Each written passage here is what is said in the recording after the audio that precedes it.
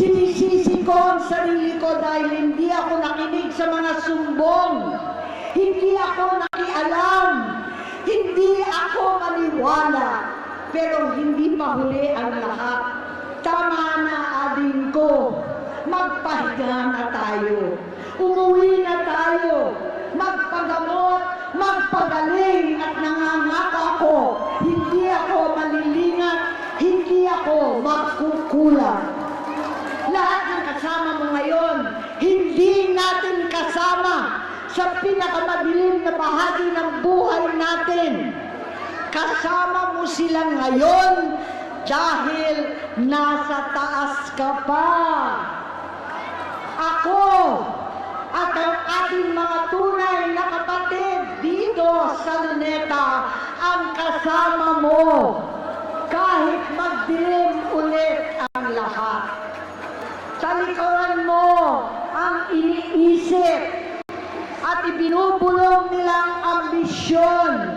Unahin na natin ang kalusugan mo dahil sa adiksyon na bigyan mo ng malubhang karamdaman ang buong bansang Pilipino. Matatanda na tayo. Sakitan na si Mami. Alagaan na lang natin ang isa't isa. Kaliwat kanan man ang paghuhusga sa akin, malinaw sa aking puso na dapat mauna ang Diyos, ang bayan, pamilya at sarili.